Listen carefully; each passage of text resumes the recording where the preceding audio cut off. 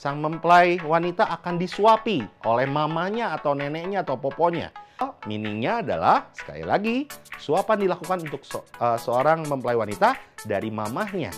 Atau lebih gampangnya gini, mungkin teman-teman tahu sebuah hidangan dessert yang namanya papaovan. Why not soun? Kenapa harus miswa?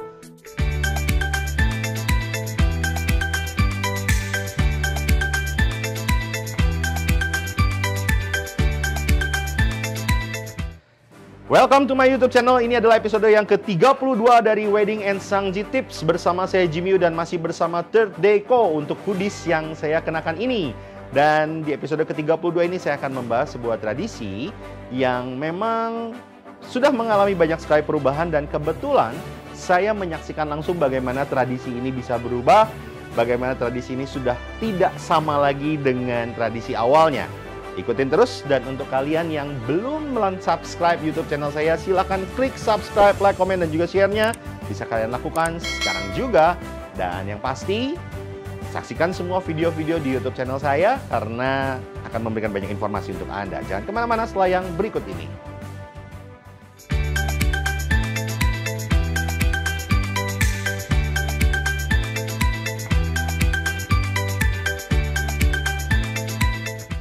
Episode ke-32 gue akan membahas mengenai suapan. Kenapa sih suapan? Apa sih maknanya?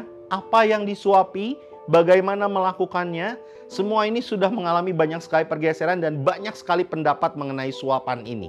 Ya, banyak cara yang ingin dilakukan oleh keluarga mengikuti tradisi dari keluarga mereka. Saya akan membahas apa yang disuapi, bagaimana menyuapi, bagaimana cerita awalnya.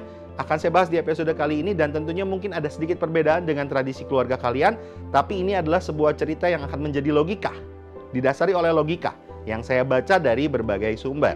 Ya, suapan dilakukan oleh mama mempelai wanita atau emak atau popo atau nenek dari mempelai wanita yang dituakan untuk sang mempelai wanita. Dilakukannya kapan? Dilakukan pada saat mempelai pria sudah menjemput mempelai wanita dan mereka akan berangkat ke rumah mempelai pria. Nah, sebelum mereka berangkat, biasanya mempelai wanita akan mengadakan resepsi kecil. Kalau di zaman dulu seperti itu. Kenapa sih ada resepsi kecil? Karena di zaman dulu keluarga mempelai wanita tidak diundang ke resepsi keluarga mempelai pria. Nah, oleh sebab itu mempelai wanita akan membuat resepsi kecil persis sebelum mereka berangkat. Dan ketika resepsi itu akan berakhir, sang mempelai wanita akan disuapi oleh mamanya atau neneknya atau poponya.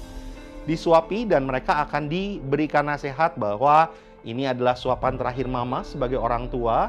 Karena setelah ini kamu sudah menjadi istri orang, sudah menjadi wanita dewasa, dan sudah bukan tugas mama lagi untuk menyuapi seorang anak.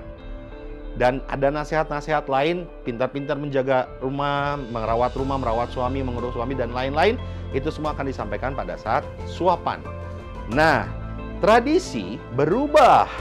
Why? Saya menyaksikan sendiri perubahan dari tradisi ini. Pada saat itu saya menangani sebuah wedding di Jakarta, dan terjadilah suapan yang dilakukan oleh seorang ibu kepada anaknya, seorang mama pada anaknya.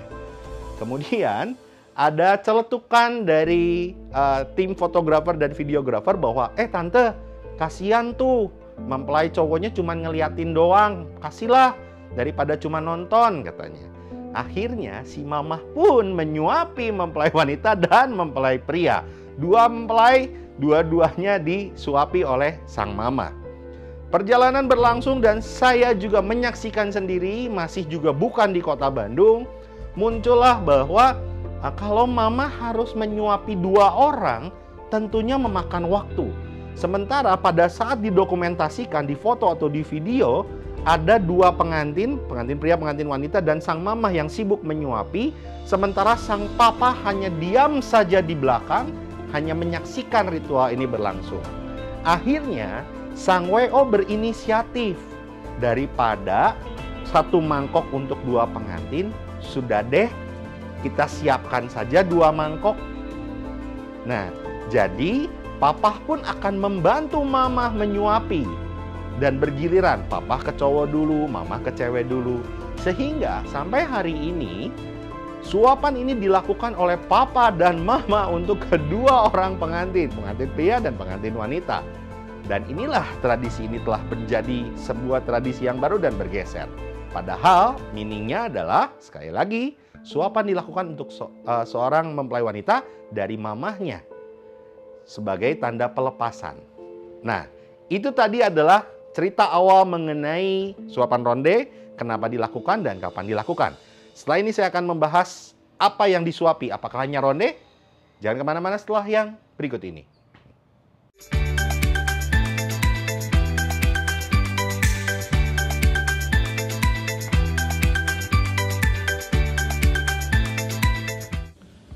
Nah, apa sih yang disuapi? Ronde kah? Miswah kah? Nah, terus terang, saya sendiri berusaha mencari ulang. Saya pernah membaca dulu sekali, saya pernah membaca bahwa yang disuapi ini adalah bukan ronde dan bukan miswah, tapi semacam nasi tim yang di atasnya itu ada, atau lebih gampangnya gini, mungkin teman-teman tahu sebuah hidangan dessert yang namanya papaovan. Ya, nah mirip seperti itu, cuman kalau papaovan lebih ke dessert manis, ini lebih ke kayak nasi tim asin. Ya, nah itu adalah nasi yang dimakan. Simbolnya apa? Di atas nasi itu banyak biji-bijian. Biji-bijiannya dapat dari mana? Dari baki sangjit. Kembali muncul lagi barang sangjit di wedding. Dan perlambangnya apa? Nasi itu nasi tim, liket, semacam nasi ketan. Jadi lengket, supaya pengantin pria dan pengantin wanita tetap lengket selalu. Banyak biji-bijian, banyak biji itu adalah tunas, sehingga cepat-cepatlah mereka mempunyai keturunan. Dan ada jamur, ada segala macam sebagai simbol panjang umur dan lain-lain ya. Nah, yang dimakan sebetulnya itu. Nah, kenapa sih kok sekarang jadi ronde dan miswah? Ronde dan miswah adalah makanan festival. Ronde biasanya ada festival khusus, yaitu pada saat Mid-Autumn Festival, maka akan ada ritual makan ronde. Miswah adalah makanan yang dipercaya miswah itu panjang. Why not bihun? Why not soun? Kenapa harus miswah? Miswah itu panjang, bersih, dan putih. Sementara bihun itu dia bening.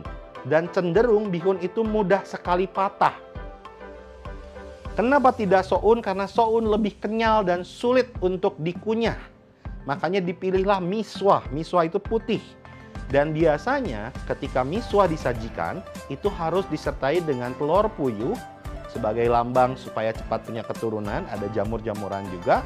Dan tentunya itu semua disajikan untuk mempelai wanita saja seharusnya. Nah, why ronde? Ronde juga adalah makanan festival. Yang tadi saya katakan, Mid-Autumn Festival makan ronde. Nah, ronde adalah simbol dari lengket, bulat. Pernikahannya harus bulat dan harus manis. Dan ada harus hangat, ya, harus hangat. Hangat dalam arti ronde biasanya disajikan dalam bentuk hangat. Nah, sementara ronde yang ada di Bandung atau ada di Indonesia itu adalah lebih identik dengan yang namanya wedang ronde. Wedang ronde jahe. Maka ini semua akan semakin digenapi oleh wedang ronde jahe. Hangat, kemudian manis, lengket. Itu semua ada di wedang ronde jahe ya. Nah, rondenya ronde besar atau ronde kecil? Sebetulnya guys, rondenya seharusnya ronde besar. Karena ronde yang asli itu besar-besar dan ada isinya. Karena kalau ronde yang kecil atau ronde besar tanpa isi, itu rasanya pahit. Sementara di wedding itu tidak boleh memakan sesuatu hal yang sifatnya pahit dan pedas. Ya kan? Nah, jadi itu ronde. Oh, satu lagi, gula putih atau gula merah. Sebetulnya ini sama saja, tapi biasanya lebih cenderung untuk gula merah. Why? Ingat, wedding harus selalu pengen yang merah-merah. Ya, oke. Itu tadi adalah mengenai apa yang dimakan dan bentuknya gimana dan juga kandungannya apa saja. Ya, jangan kemana-mana setelah yang berikut ini karena masih ada yang ingin saya sampaikan mengenai suapan.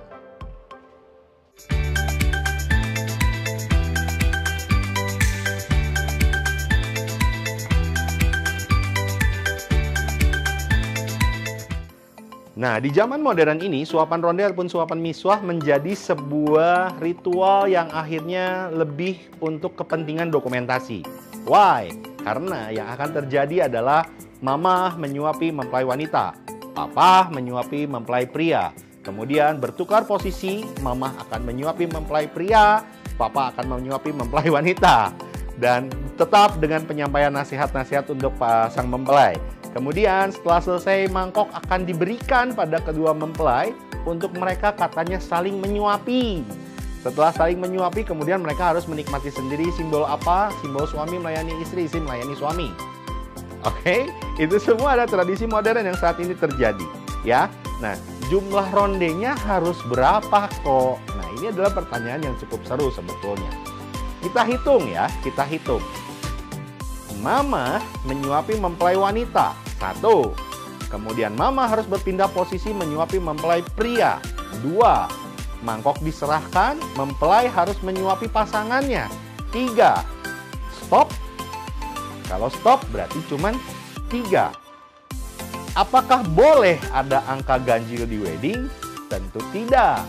Maka ditambah 1 untuk menyuapi diri sendiri, maka totalnya adalah 4. Apakah boleh menggunakan jumlah 4 dalam pernikahan? Kembali tidak. Maka yang harus dilakukan terdekat adalah jumlah rondenya harus berapa? 6. Siapa yang makan 6 ronde? Bingung kan? Sama, saya juga bingung. Inilah sebabnya kalau zaman dulu rondenya hanya 2 saja. Karena tidak ada prinsip menukar posisi. Ya, itu sebabnya tradisi ini sudah bergeser dan akhirnya malah efek domino. Banyak kesalahan-kesalahan yang akhirnya berlanjut dan berlanjut dan berlanjut. Ada satu hal yang cukup unik. Saya pernah mendengar sendiri pada saat itu saya sedang bertugas membantu salah satu vendor Bandung, videografer, untuk melakukan liputan pagi dan saya membantu dia. Saya menyaksikan ada sebuah WO yang mengatakan begini, Ci, rondenya dimakan langsung ya, 1 biji bulet. Nggak boleh dibagi 2. Terus pengantinnya nanya, boleh dikunyah nggak? Bahkan ada beberapa WO di mana-mana, bukan hanya di Bandung, di luar kota pun saya pernah menemukan, mereka memilih menggunakan ronde kecil. Why? Karena ronde kecil lebih mudah ditelan. Halo teman-teman semuanya, ronde itu bukan langsung ditelan, ronde itu boleh dikunyah. Tapi 1 bunderan itu harus langsung masuk semua ke dalam mulut dan dikunyah di dalam mulut baru ditelan. Ya, bahaya kalau kalian menelan ronde bulat-bulat tanpa dikunyah terlebih dahulu. Kalau nyangkut tamat riwayatnya teman-teman. Ya, oke. Jadi rondenya mau besar mau kecil terserah, tapi saya ingatkan rondenya tidak boleh pahit, oke?